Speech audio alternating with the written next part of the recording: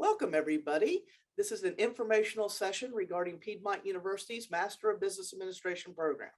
My name is Margaret Ryder, and I am the Associate Dean for the Walker College of Business based on the Athens campus. And my colleague, Mrs. Stephanie Austin Campbell, is the graduate admissions person that you would need to talk to for further information about this program. So let's go ahead and begin.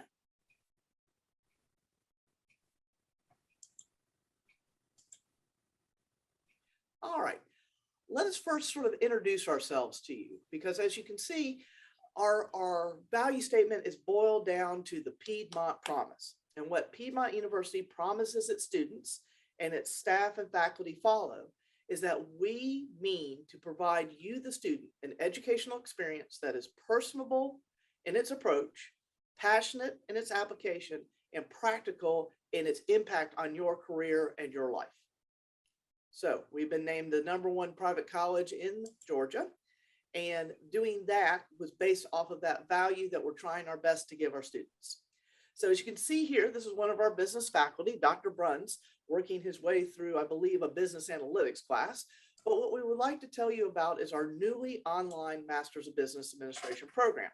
So we have moved our Masters of Business Administration program online for a whole variety of reasons. The main one being, it is something that our students need. We understand that you have other commitments other than your academic program, right? You have family, you have a career, you have a job, you have other people that have pulls on your time and your energies. So the idea behind the MBA being online is it's best crafted to your lifestyle. We want to make it so it is enjoyable, it is useful, and it is easy for you to go ahead and proceed with your advanced degree in business administration. So hopefully that gives you an idea of why our MBA is so useful in an online format. Now, what other things does the Master of Business Administration offer? Well, besides the convenience and accessibility, we also do have evening classes. So our online classes are offered in an asynchronistic format. However, you are not just abandoned to the Ethernet, right? You're not abandoned to the no man's land. Instead, we have our professors that are online live during live office hours, given the times during the week.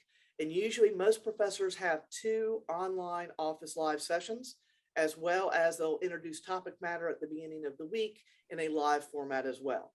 So the idea behind this is you get the benefit of an asynchronistic class, but you have the option of being live with your professor multiple times during the 8-week session that your class is running. We do have a smaller class size. So with a lot of online programs, you go online, it's asynchronistic, you never see the professor, you have no idea who your colleagues are. We try to work around that.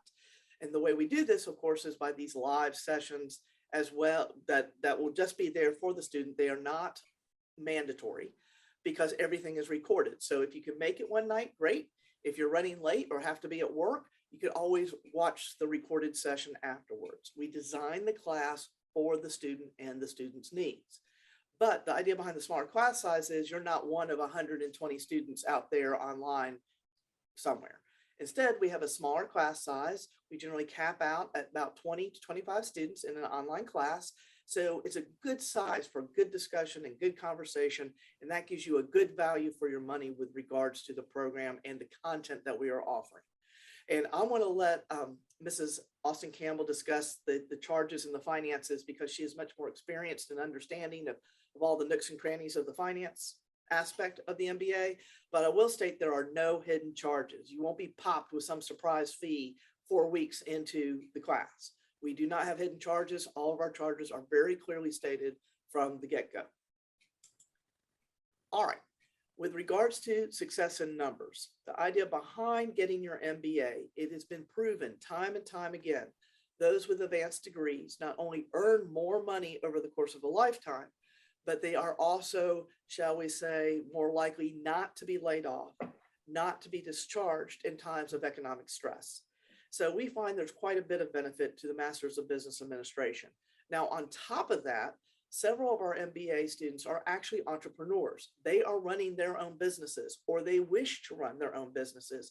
And they've come back to get the MBA because they feel like they're missing a chunk of their business education that they want for running these organizations. So when you get the MBA, by the time you're done, you'll know how to run your organization or the organization where you're currently enrolled.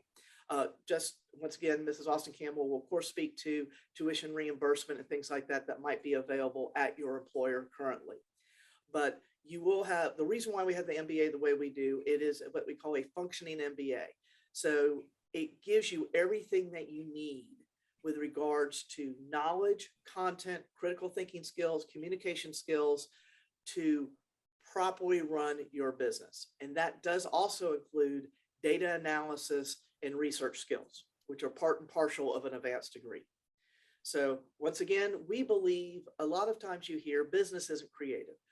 We beg to differ with that, particularly at our master's level program. This is where you get to create the business you always wanted to create, be it on your own or within the structure or the employer that you're already with.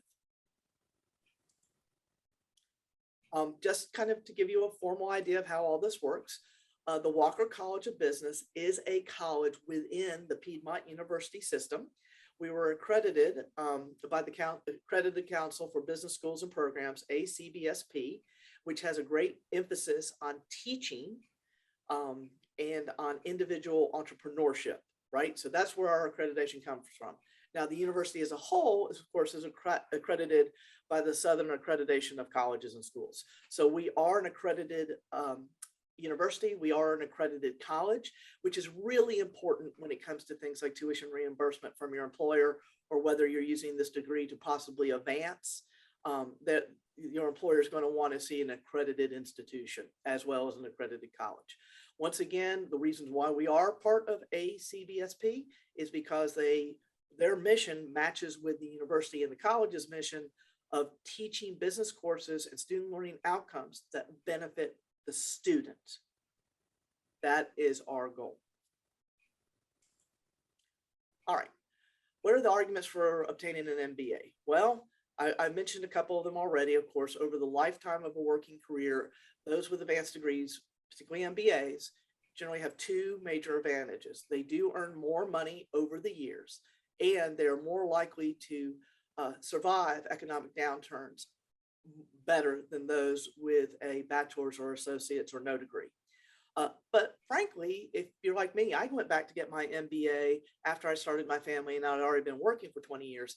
I got to grow my professional network. I got to meet like-minded people that were sort of in there with me, but they were from other industries. So I got to gather these ideas. I got to gather these marketing techniques. I got to learn how to better track my budget and my market because I was networking with others in my classes. You do get marketable skills. Of course, this is a booster to anybody's resume, right? So if you are currently working, you need to let your employer know, hey, I'm a go-getter. I've got grit. I'm going to be advancing my degree. I'm going to be gathering skills. And then, of course, for me, I had, gotten my undergraduate degree and then my law degree. And I took a little break and I was running my law firm and starting my family and all that. And when I went back to get an MBA, I just learned so much more and I understood better what I had been doing in my business. So it really helps you gain this kind of well-rounded perspective that you normally would not have had you not gone ahead and proceeded with an MBA. So I know there's a lot of back and forth over the value of an MBA or any graduate degree at this point in time. However, after talking to my students that have graduated from the MBA program, I've talked to students that are in the MBA program, and almost unanimously, they are pleased that they went ahead with getting their MBA. And the one or two that weren't pleased were one or two that just either didn't have the time or were not academically prepared enough to be successful. So, and one of them's coming back once things get a little more organized in her life. So I really think an MBA is of great benefit over the lifetime of a career. Now, I will say that I came to get my MBA back in my early 40s. So you don't have to do it at the beginning of your career. You could do it in the middle. You could do it as a way to cap your career, or maybe you want to get an MBA so you can take all that knowledge and then you can kind of reflect and build and categorize it. and then you could pass it on to whoever's going to be taking over your business or in the future. So there's no time limit on MBAs. I've had students as young as 21, and I've had students as old as 72. So anytime's a good time for an MBA. And I just want to reiterate one more time, just to be clear, our program is an online asynchronistic program.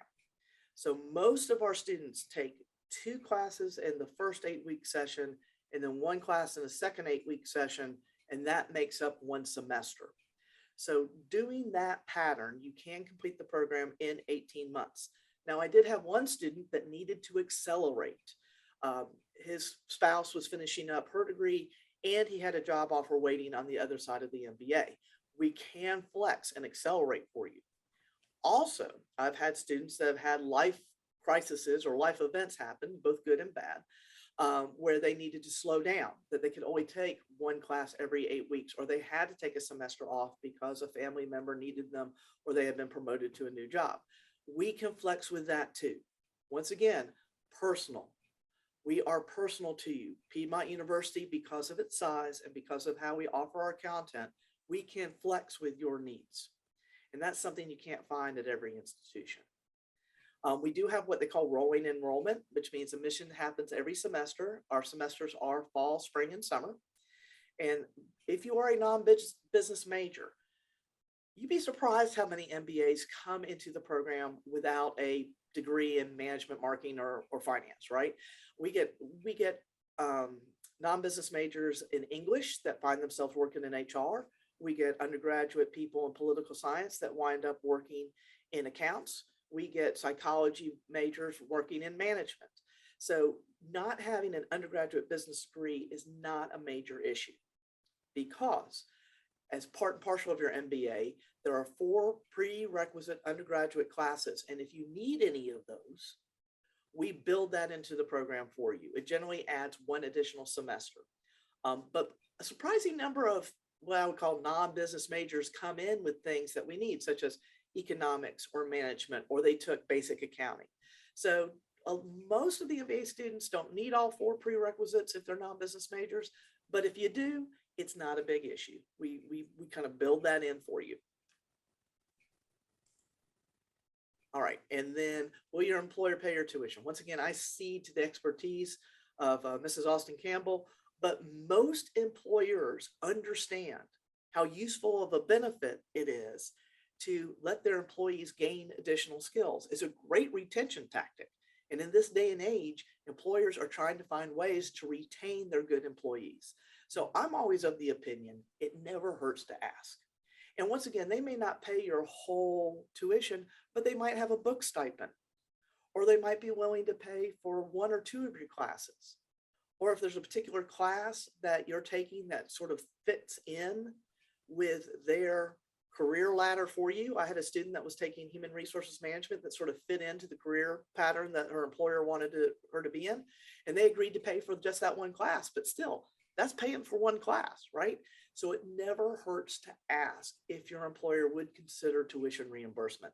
And once again, they may not pay for the whole shebang, but I cannot tell you how many employers I've run across that have been willing to pay for a laptop, pay for books, pay for specific classes that are in line with the employer's interest as well as the student/employees. So once again, never hurts to ask.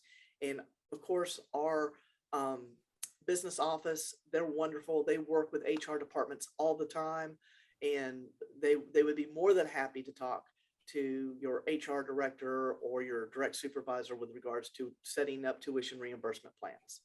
And a lot of the employers like to do what they call tuition reimbursement, in the sense that the student employee goes ahead and takes the class, and if they get a B or better, then the employer reimburses the employee for the funds. So it works out. There's lots of different ways you can work it out.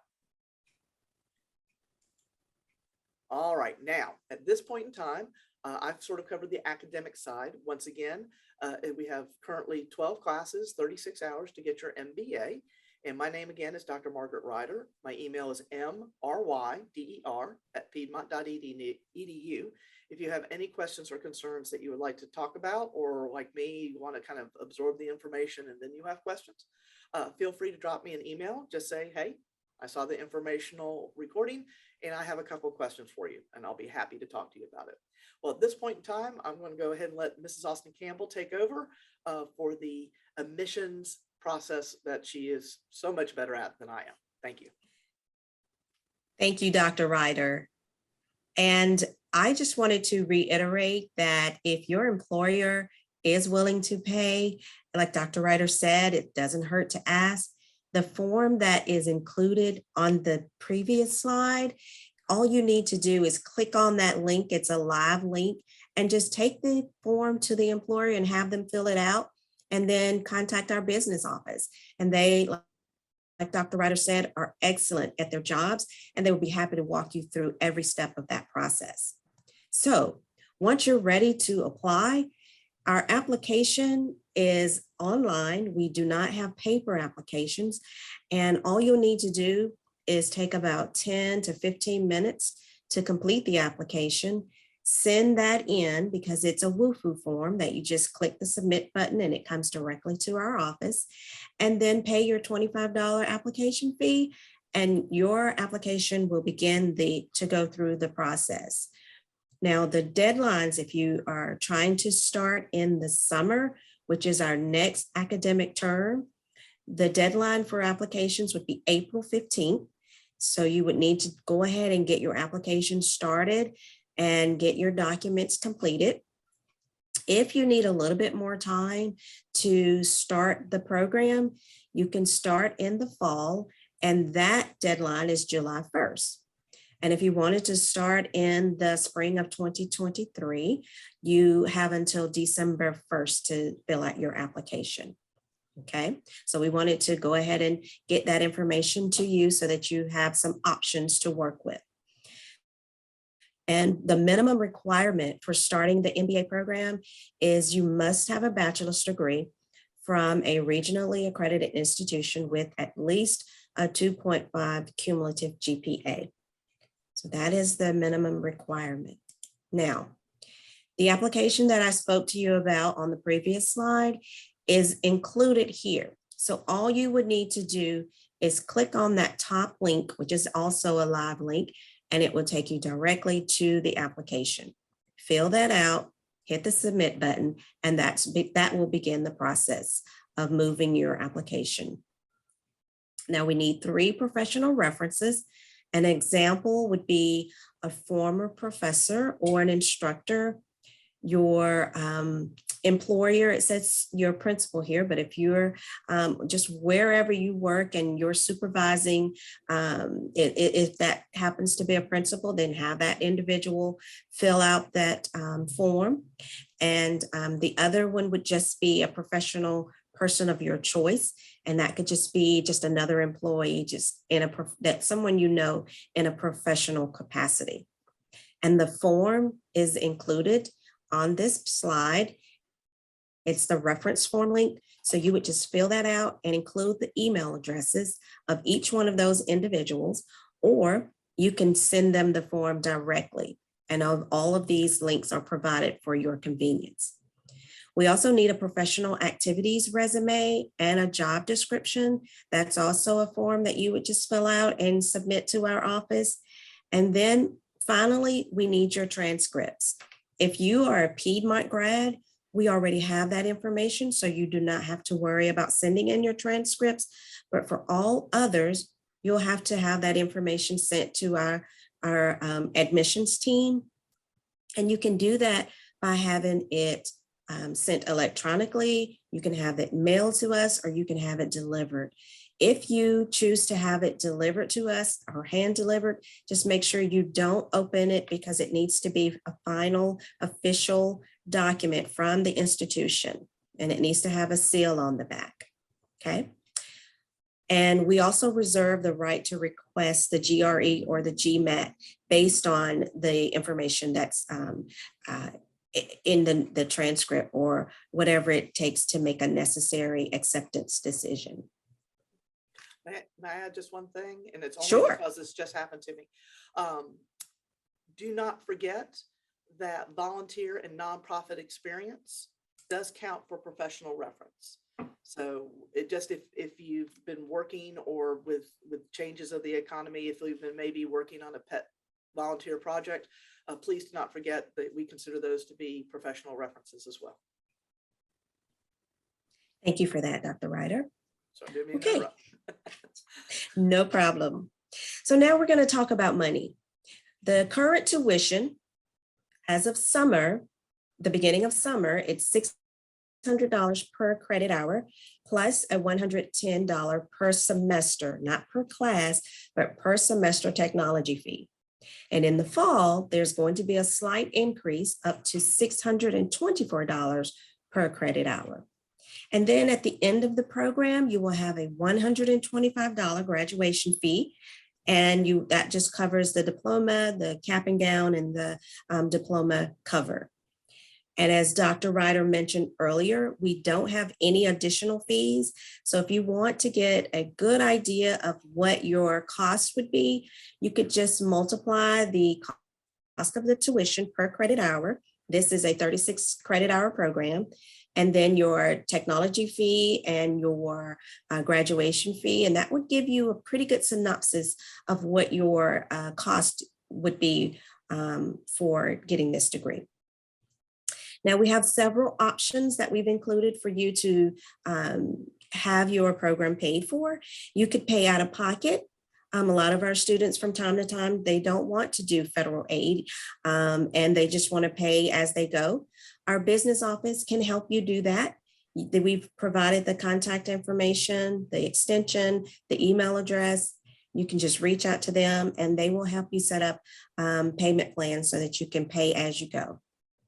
Or if you choose to, you can go to the studentaid.gov email to fill out your FAFSA and have your student aid report sent to Piedmont Graduate Admissions Office. And then they will let you know what your financial aid award is each semester. So we encourage you to explore those options and reach out to our experts in both the business office and the financial aid office so that they can help you as you figure out how you're going to finance your educational degree. Once you are accepted into the program, you will be assigned an advisor, and we encourage you to reach out to your advisor for registration, dates and times. If you have questions about the schedule, your courses, just anything that you have that's pressing and you need answers to, we encourage you to reach out to your advisor. And then you will also be notified of your acceptance via email. So make sure that you provide us with an email address that is active and the address that you check most frequently, because that's where you will receive your correspondence. And then once you are admitted into the program, you'll want to make sure that you always use your Piedmont Lions account, because that is the official means of communication. So just two things to keep in mind is to check the email address that you provide for on your application, and then also make sure you check your Piedmont Lions email once you're accepted into the program. Our bookstore is available to students 24 hours a day, and we've provided the phone number if you need to call and get information about a certain textbook. We've also here in the middle of the page provided additional resources for our graduate students. And it includes such things as counseling and career services, tutoring, our library services, our bookstore, just anything that's available to our own campus students. It's also available to our online students. So just make sure when you get this PowerPoint that you check out those additional resources that are available to you. Our bookstore is owned by Barnes & Noble, and we've provided the link here so that you can go and explore textbooks. You are welcome to buy your textbooks from any resource that's available to you other than Barnes & Noble, but we encourage you to make sure that you get the correct textbook and the edition So you would just get the ISBN number and make sure that you are prepared for your class with the resources that's going to be most beneficial to you.